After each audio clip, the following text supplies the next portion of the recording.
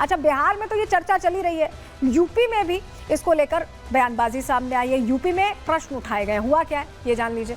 दरअसल यहाँ होली और जुमा को लेकर बयानबाजी हो रही है, ये आपने देखा। संभल में सीओ के बाद बीजेपी नेता भी मुखर हो गए। मंत्री रघुराज सिंह ने कहा है, उन्होंने सुझाव दिया है कि होली के रंग पर जो सवाल उठा रहे हैं उनको ये सलाह है कि टोपी की जगह तिरपाल का हिजाब पहन लें।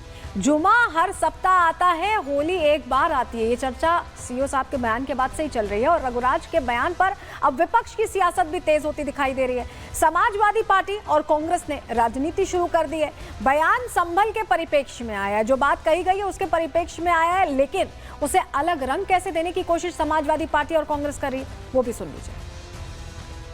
होली सनातन धर्म की बहुसंख्यक की आस्था का विषय है और सतयुग से चली आ रही है। सतयुग है, त्रेता है और द्वापर है और आज कलयुग है। तो होली सनातनियों का बहुत बड़ा पर्व है, साल में एक बार ही आता है। तो इसलिए मैं यही कहूंगा आपके माध्यम से कि जैसे मस्जिद को त्रिपाल से ढकते हैं, ऐसे ही इनकी महिलाएं भी हिजाब पहनती है और त्रिपाल का हिजाब ये लोग बनवा लें, उससे आराम से उनकी टोपी गीली नहीं होगी।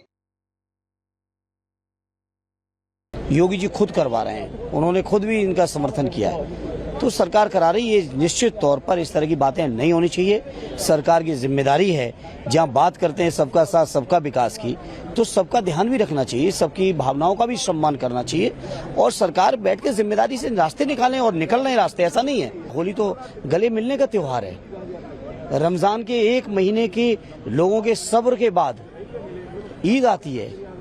ईद की सबसे बड़ी परंपरा है कि लोग आपस में भाईचारा, गंगा जमुनी तहजीब, गले मिलने का काम करते हैं। ये सरकार के लोग नहीं चाहते कि लोग गले मिलें, लोग भाईचारे में रहें, लोग मोहब्बत करें। ये सरकार बैठी हुई है, नफरत फैलाना चाहती है। कोई ऐसी जो अपनी दुकान चलाने के लिए जिसके पास कोई मुद्दे नहीं होते हैं और वो हमेशा हिंदू मुसलमान, किसी जात को गाली देना, किसी मजहब को गाली देना, धर्म को गाली देना, उस पर प्रतिक्रिया नहीं देना चाहिए। इससे क्या होता है कि गलत लोगों को और तवज्जो मिल जाती है। सभी धर्म को आज़ादी है काम करने की, जीने की, चलने की और सभी लोग एक दूसरे के साथ त्योहार को मनाते हैं। इसीलिए सरकार की जिम्मेदारी होती है कि हम किस तरीके से सभी धर्मों की सुरक्षा करें। देखिए, बात संभल को लेकर शुरू हुई थी। संभल में बाकायदा फॉर्मूला तय कर लिया गया, लेकिन चर्चा यूपी से बिहार तक क्यों हुई? क्योंकि यहाँ पर तुष्टीकरण की राजनीति करने वाले बिहार के जो चेहरे हैं वो भी आगे आ गए। क्यों मैं ऐसा कह रहे हैं समझिए। दरअसल होली और जुमे की नमाज का समय तय हो गया था, फॉर्मूला तय था, 50-50 फॉर्मूला दे दिया गया था इसके लिए। 2 बजे तक होली मनाए जाने की बात थी और 2 बजे के बाद जुमे की नमाज करने की बात थी। सीएम योगी खुद ये फॉर्मूला बता चुके हैं और दोनों पक्षों के धर्मगुरु भी सहमत हैं। पीस कमेटी की बैठक हुई है। तुष्टीकरण वाले नेता यहाँ क्या विवाद बढ़ाने की कोशिश कर रहे हैं, क्या इस बात को अलग ओर ले जाने की कोशिश कर रहे हैं, ये अपने आप में प्रश्न बना हुआ है। लेकिन आपको बताएं, इस बीच जो बलिया विधायक है उन्होंने भी एक मांग की है। वो खिन्न हो गई हैं जिस तरह के बयान तुष्टीकरण की राजनीति से किए जाते हैं, उससे प्रेरित होकर किए जाते हैं। और उन्होंने क्या कहा वो भी जान लीजिए। उन्होंने, बलिया विधायक ने बड़ी मांग रखी है। मेडिकल कॉलेज को लेकर उन्होंने मांग उठाई है। मेडिकल कॉलेज में अलग विंग बनाने की मांग वो कर रही हैं। कह रही हैं कि मुस्लिम मरीजों के लिए अलग वार्ड बनाए जाएं। हिंदू त्योहारों से इन्हें दिक्कत होती है, ऐसे में उन्होंने कहा है कि हो सकता है कि इलाज कराने से भी दिक्कत हो। ऐसे में उनकी तरफ से ये मांग रखी गई है। क्या कहा है केतकी सिंह ने, बीजेपी विधायक है, सुनिए। क्या सौहार्द का जिम्मा क्या हिंदुओं ने ही उठा रखा है? कब तक ये ठेका चलेगा? इसका कोई टाइम लिमिट है कि नहीं, एक्सपायरी डेट है कि नहीं, कि इसको खत्म अब हो जाना चाहिए? क्यों होली, दिवाली, रामनवमी, छठ, काली पूजा, दुर्गा पूजा, लक्ष्मी पूजा, इन सब त्योहारों पे ही क्यों सुरक्षा की जरूरत पड़ती है? साल में 52 जुम्मे पड़ते हैं, उन जुम्मों में क्यों नहीं सुरक्षा की जरूरत पड़ती है? आखिर वो कौन लोग हैं जिनसे हमको सुरक्षा चाहिए? तो इसको लेकर बयानबाजी तेज है। इस खबर पर हमारी नजर रहेगी, कैसे होली पर किस तरह की तस्वीर सामने आती है, इस पर भी नजर रहेगी, क्योंकि बयान तो खूब आ रहे हैं। आगे बढ़ रहे हैं, अगली खबर का रुख कर रहे हैं और बात अब इंदौर के महू की करने वाले हैं। इंदौर की महू की बात इसलिए जरूरी हो गई है क्योंकि हमने कल ही आपको प्रहार में कहा था कि इंदौर के महू से जो तस्वीरें सामने आई वो ऐसा लग रहा है कि सुनियोजित साजिश है। पहले से फिक्स किया गया था कि इस तरह का अटैक करना है, पत्थर और सब कुछ तैयार रखा गया था और अब उसकी तस्दीक करने वाली तस्वीरें, साक्ष्य सामने आ गया और तस्वीरें कभी झूठ नहीं बोलती। चलिए सबसे पहले आपको जरा तस्वीर ही दिखा रहे हैं, तस्वीर के जरिए पूरी कहानी समझाते हैं। पहली तस्वीर देखिए, ये तस्वीर नंबर 1, इसमें आप मस्जिद से बाहर निकलता विजय जुलूस देख पा रहे हैं। ये जश्न का माहौल था। आईसीसी चैंपियनशिप जीतने के बाद इंडिया जब जीती तो देखिए लोग तिरंगा लेकर निकले थे, तिरंगा यात्रा इसे आप कह सकते हैं। देखिए तिरंगा आपको दिख रहा होगा, लोग बाइकों पर तिरंगा लेकर निकले हुए हैं और उसे लहरा रहे क्योंकि ये खुशी थी, ये देश की जीत थी और देश की जीत में सब सम्मिलित होना चाहते थे। और यही वजह है कि जब जुलूस निकला तो बड़ी संख्या में लोग जुड़ते गए, लेकिन ये मस्जिद के बाहर निकल रहा है। आप जरा तस्वीर नंबर 2 दिखा रहे हैं। आप तस्वीर नंबर 2 आपके लिए देखना इसलिए जरूरी हो जाता है क्योंकि मस्जिद से लोगों को बुलाता एक शख्स आपको दिखाई देगा। देखिए शर्ट, व्हाइट शर्ट में ये शख्स जाता है और उसके बाद अंदर जाकर लोगों को बुलाता है, हाथ से इशारा कर रहा है, आपको दिखाई दिया।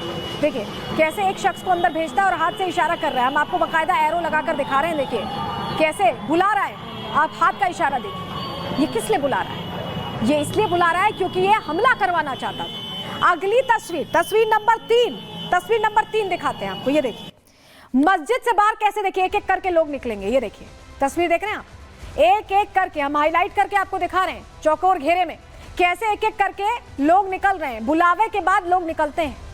तो यहाँ तो कोई अटैक नहीं हुआ, तो कहा गया था कि तोड़फोड़ हुई थी इसलिए निकले।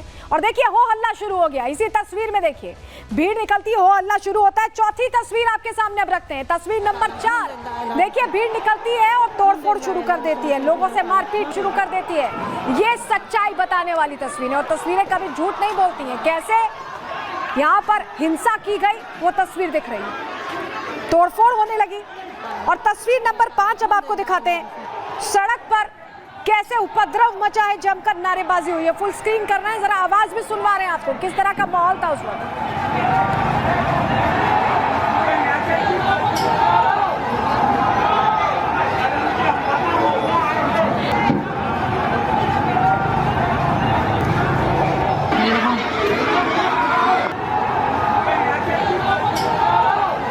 तो ये 5 तस्वीरें इसलिए दिखाई है क्योंकि 5 मिनट 40 सेकंड का एक वीडियो आता है, नया वीडियो जो सच बता रहा है, सच्चाई कह रहा है महू की, महू हिंसा की। वीडियो में हिंसा का मास्टरमाइंड दिखाई दिया, वो शख्स जिसे याद करिए हमने आपको दिखाया कैसे हाथ से इशारा करके अंदर से लोगों को बुला रहा था। इसी शख्स ने मस्जिद से भीड़ को बाहर बुलाया और भीड़ ने बाहर आकर लोगों के साथ मारपीट की है।